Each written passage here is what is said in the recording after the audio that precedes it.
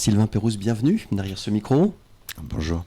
Alors vous êtes sculpteur métal, vous exposez actuellement et en fait jusqu'au 12 juillet vos sculptures d'animaux en acier en binôme avec le peintre Denis Eustace. C'est dans le cadre des estivales de la Halle à Marée au port de la Houle à Cancale. Alors on va apprendre à un petit peu mieux vous connaître avant de parler de votre travail que vous exposez actuellement à Cancale. Sylvain Pérouse, à la base vous êtes drômois. Oui. Enfin, lyonnais, drômois, un peu les deux.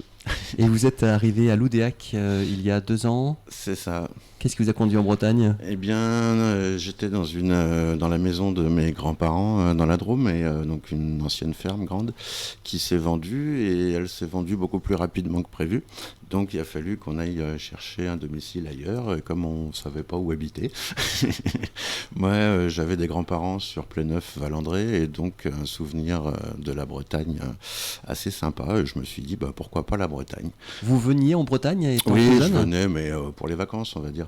Et en fait, en cherchant les maisons, parce que moi je cherchais surtout de l'espace, c'est-à-dire des dépendances pour pouvoir travailler. L'atelier, ouais. C'est ça. Donc on a trouvé un atelier sur Loudéac, c'est ce qui nous a conduit à Loudéac, et depuis on est ravis. Ok. Alors, comment est-ce que vous avez commencé à travailler le fer, à sculpter au départ, hein ? Alors c'est un grand hasard. En fait, moi j'étais designer à la base, dessinateur, produit, et j'ai trouvé une annonce pour être designer en prison. Donc je trouvais ça beaucoup plus intéressant que le design en marketing. Et donc en fait pour ça je devais devenir aussi professeur de métal, sachant que je n'y connaissais rien. Donc j'ai été formé assez rapidement et le reste ça a été fait en autodidacte. Et donc je suis devenu formateur métal avec des publics en difficulté d'insertion. J'ai fait ça pendant plusieurs années et puis après comme c'est un travail qui est assez usant, j'aime beaucoup mais c'est assez usant. C'est quoi qui est usant ? C'est la matière ou l'accompagnement ? Non, c'est vraiment le contact avec ce public, si vous voulez. Pourquoi ? Parce qu'ils vous rentrent dedans ou C'est ça, pour faire simple, ça se bat à la barre de fer à 8h du matin avant le café. Il faut être bien accroché. Alors moi j'aimais beaucoup, mais c'est vrai que voilà, c'est quand même dur. Donc au bout d'un moment, j'ai voulu travailler pour moi, avant tout. Je comprends. Et puis il faut gagner sa vie aussi. Par ailleurs, vous avez envie de proposer autre chose sinon en termes purement artistiques au niveau de la démarche à ce moment-là ? Alors non, au départ ça s'est fait parce que disons que j'avais la possibilité de le faire et l'envie, mais c'est vrai que maintenant disons que j'ai commencé à faire de l'assemblage comme beaucoup dans la métallerie, c'est-à-dire utiliser des matériaux qui sont de la récup en fait. Et petit à petit, de l'assemblage, je suis passé à la sculpture. Ouais. Et aujourd'hui, on reconnaît quasiment plus les pièces que j'utilise. Mais c'est ça le but aussi ? Non, c'est pas un but, c'est un moyen, on va dire. Ouais. Mais c'est vrai que j'aime bien l'idée de recycler des vieilles ferrailles pour en faire autre chose, leur donner une deuxième vie. Comment est-ce que vous les récupérez, Sylvain ? Alors ça, il n'y a pas de règle. Non, mais du côté de Loudéac, on sait que Sylvain Pérouse récupère. Est-ce que vous baladez ? Alors, pas encore, mais c'est vrai que là où j'étais avant, dans la Drôme, les gens autour le savaient. Au-dessus de Valence venaient m'en amener régulièrement, oui. Ouais. Et qu'est-ce qui vous inspire ? Parce que j'ai vu votre travail, notamment sur votre site internet. On est un peu dans un univers préhistorique, notamment. Alors, c'est vrai que je fais pas mal de choses en rapport avec la préhistoire. Enfin, moi, j'aime bien les formes de vie anciennes, mais pas que. Mais disons qu'il y a pas mal de formes de vie qui sont quand même assez extravagantes, si on les regarde. Donc moi, c'est vrai que ça m'inspire pas mal. Et avec le métal, effectivement, on voit bien, c'est trilobite, je crois, notamment. Oui. Donc j'ai fait effectivement un trilobite sur un socle avec des vrais fossiles de trilobite. Ça daterait de quand à peu près ? Vous vous êtes renseigné un peu ? Oui. Disons que c'était à peu près la seule forme de vie qu'on trouvait dans la mer pendant 500 millions d'années. Et ce, jusqu'à il y a 200 millions d'années. D'accord. Donc c'est très très ancien. C'est ça, très ancien. Mais c'est finalement les formes qui vous intéressent ? C'est le fait qu'il ait été seul pendant tout ce temps ? C'est quoi ? C'est un peu un tout, oui. En tant que designer, je trouve que leurs formes sont effectivement très intéressantes. Ensuite, ensuite, c'est vrai que moi, je taille les pierres depuis une vingtaine d'années aussi, et je collectionne tout ce qui est minéraux, fossiles, tout ça. Donc, je trouve ça assez fascinant. Enfin, si on regarde une ammonite, ça flirte avec toutes les disciplines, hein. C'est-à-dire que pour les mathématiciens, c'est un peu l'infini aussi. Voilà, hein, c'est la suite de Fibonacci, ouais. tout à fait. C'est l'infiniment petit et l'infiniment grand dans le même symbole, ce qui est assez énorme. Et puis, voilà, il y a tout l'aspect historique. Enfin, moi, tailler des pierres qui étaient vivantes, puisque c'était des êtres vivants il y a quelques millions d'années, je trouve ça passionnant. Alors, Sylvain Pérouse, comment est-ce que vous travaillez dans votre atelier à l'Odéac? J'imagine qu'il y a toute une gamme d'outils. Parlez-nous de votre univers, en fait. Bon, ça m'intrigue.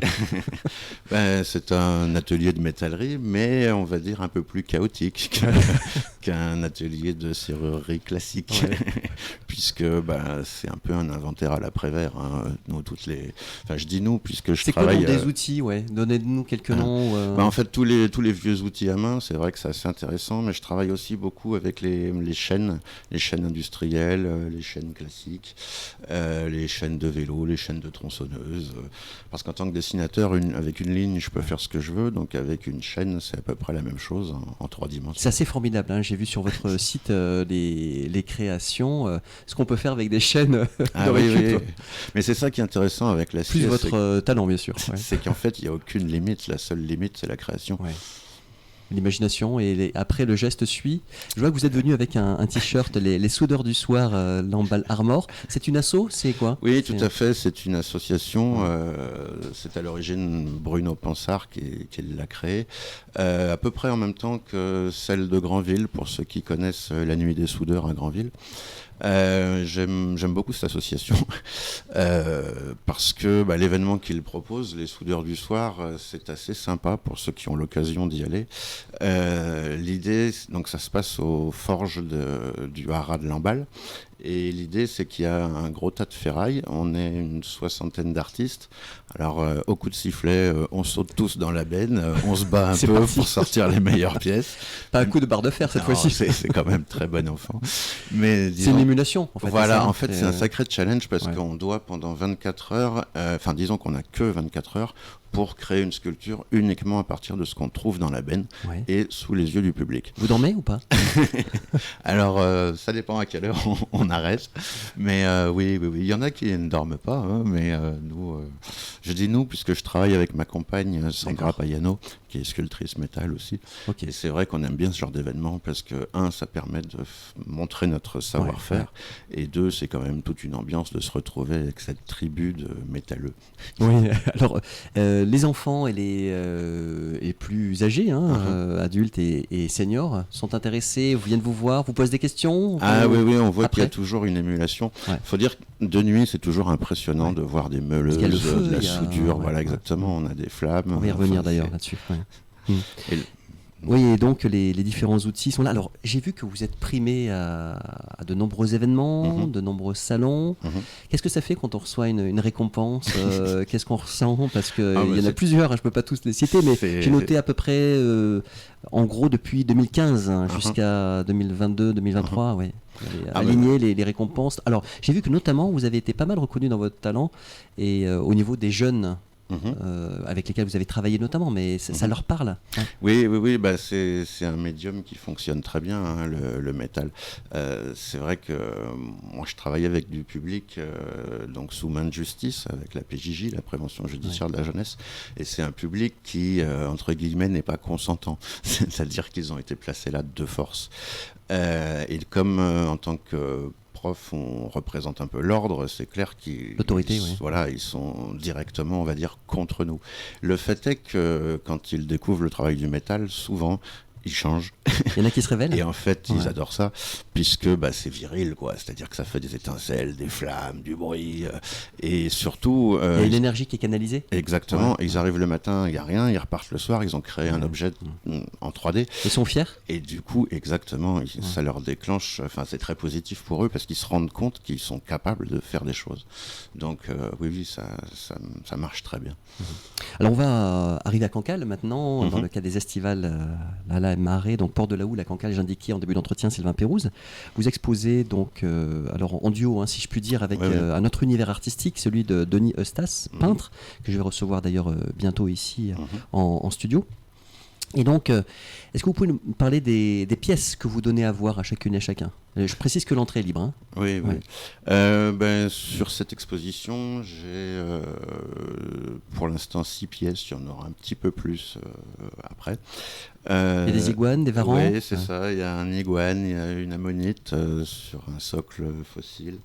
J'ai un puma, j'ai un cheval, enfin une tête de cheval, grandeur nature. Il y a le rat dans l'emballe qui est pas loin le hara. Oui, tout à fait. Je me suis demandé si les équidés vous inspiraient justement. Pas particulièrement, mais c'est vrai que en fait, moi j'aime beaucoup les animaux qui ont une forte symbolique. Et c'est vrai que le cheval a une symbolique assez intéressante aussi. Comment est-ce que vous le voyez justement, le cheval ? Pour vous, qu'est-ce qu'il symbolise ? C'est quoi ? C'est la force ? C'est la rapidité ? C'est quoi ? C'est ça, c'est une certaine force tranquille. En fait, j'aime bien ce qui respire à la fois la puissance et la vitesse. Donc c'est vrai que le cheval rentre à fond dans cette catégorie. Oui, parce qu'il y a plusieurs types de chevaux en fait, hein, à la fois le cheval de trait, pardon, mais aussi celui qui va participer à des courses, et là on n'est pas sur le même gabarit. Tout à fait. Ouais. Et une remarque très intéressante que m'a faite le directeur du haras de Lamballe, c'est que jusqu'à maintenant ils entraînaient des chevaux de guerre, des chevaux de mer, et maintenant des chevaux de fer. Ah oui, donc on n'a pas fini d'inventer des variétés de chevaux. Tout à fait. Vous invitez tout un chacun à venir voir vos travaux, bien sûr, Sylvain Pérouse. Alors, actuellement, les jeunes ne sont pas tous en vacances. Je crois que les plus petits ont jusqu'à début juillet. Je ne sais pas si les écoles de Cancale vont venir, ou en tous les cas, j'invite les familles à venir avec les enfants, et pas que, les personnes âgées aussi qui sont un peu curieuses à venir. C'est au premier étage. Tout à fait. Donc, l'entrée est libre, les amplitudes sont assez larges pour pouvoir voir votre travail en semaine et le week-end. Oui, c'est de 14h à 19h. Ouais.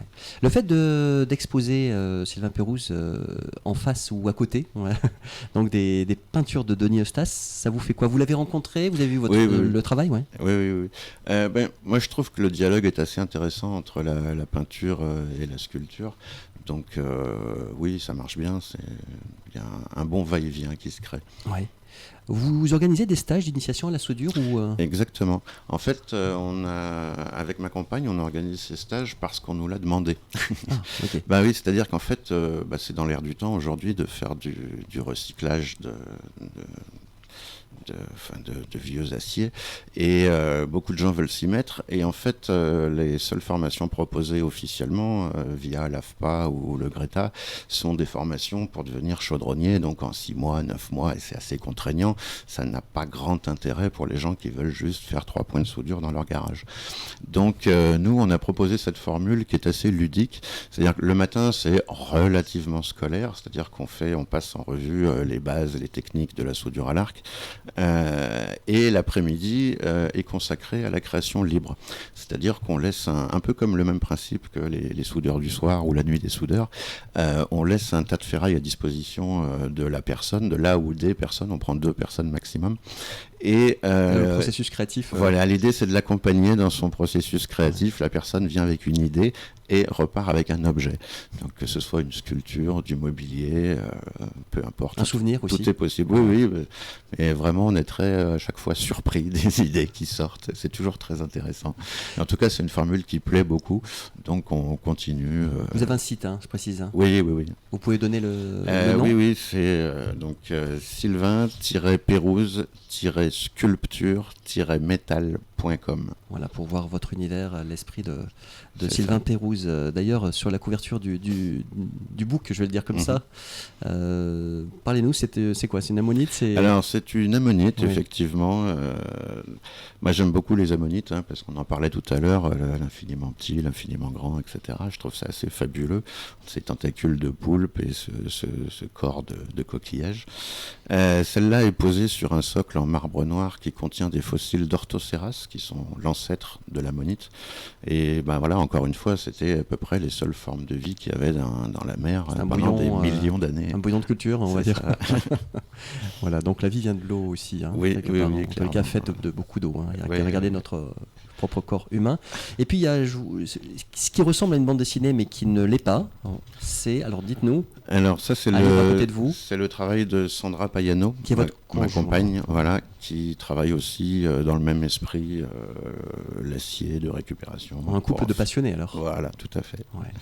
Eh bien merci beaucoup Sylvain Pérouse d'être venu aujourd'hui dans le 11-12 sur les ondes de Radio Parole de Vie. Interview à retrouver sur la chaîne YouTube Radio Parole de Vie. Je précise, votre travail et celui du peintre Denis Eustace est à voir jusqu'au 12 juillet dans le cadre des estivales de la Halle à Marée, port de la Houle à Cancale. Je le redis, je le martèle, l'entrée est libre et j'invite bien sûr tout un chacun à venir voir votre travail. Et puis la prolongation de la découverte de votre univers bien sûr via votre site. On vous souhaite d'avoir tout le public que vous attendez. Sylvain Pérouse, et je vous souhaite une bonne continuation. Merci à vous. Kenavo.